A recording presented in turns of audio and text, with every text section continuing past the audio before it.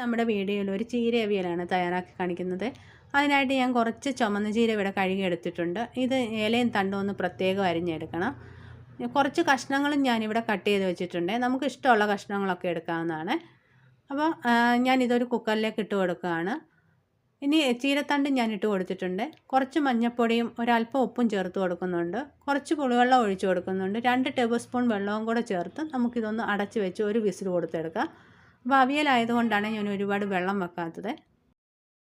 ഇപ്പോൾ തയ്യാറാക്കിയെടുക്കുക. അതിനായിട്ട് ഞാൻ ഒരു ജാറിലേക്ക് ഒരു 1/4 ടീസ്പൂൺ ജീരകം ചേർത്ത് കൊടുക്കുന്നുണ്ട്. ഇനി ഇതിലേക്ക് 2-3 അല്ലി വെളുത്തുള്ളിയും ചുവന്നുള്ളിയും ചേർത്ത് കൊടുക്കുന്നുണ്ട്. ചിലർ വെളുത്തുള്ളി ചേർക്കാറില്ല. കുറച്ച് തേങ്ങ തിരുമിയതും മഞ്ഞൾപ്പൊടിയും ഒരു ഉണക്കമുളകും കൂടെ ചേർത്ത് നമുക്കിതൊന്ന് ചതച്ചെടുക്കാം. ഇപ്പോൾ ചതച്ചെല്ലാം എടുത്തിട്ടുണ്ട്. കഷ്ണങ്ങളെല്ലാം വെന്ത് വന്നത് ഞാനൊരു ചട്ടിയിലേക്കിട്ട് അടുപ്പത്ത് വെച്ച് കൊടുത്തിട്ടുണ്ട്. ഇനി അരിഞ്ഞു വെച്ചിരിക്കുന്ന ചീര ചേർത്ത് കൊടുക്കാം. ഒരല്പം മഞ്ഞൾപ്പൊടിയും കൂടെ ചേർത്ത് ഒന്ന് അടച്ച് വെച്ച് 2-3 മിനിറ്റ് വേവിച്ചെടുക്കാം.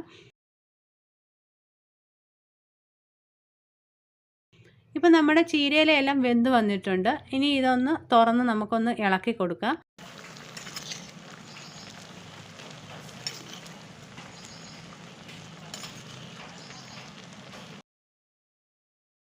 ചീരയും കഷ്ണങ്ങളും എല്ലാം ഏകദേശം റെഡി ആയിട്ടുണ്ട്. ഇനി അരപ്പും കൂടെ ചേർത്ത് കൊടുക്കാം.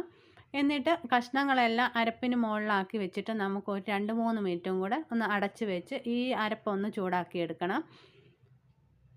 ഇപ്പം നമ്മുടെ അരപ്പെല്ലാം ചൂടായി വന്നിട്ടുണ്ട്. ഇനി ഇതൊന്ന് ഇളക്കി കൊടുക്കാം.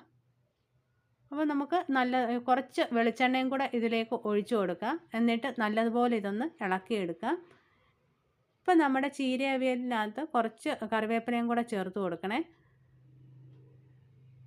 അങ്ങനെ നമ്മുടെ ചീര അവിയൽ ഇവിടെ റെഡി ആയി കഴിഞ്ഞു. എല്ലാവരും ഇതൊന്ന് ട്രൈ ചെയ്ത് നോക്കണേ.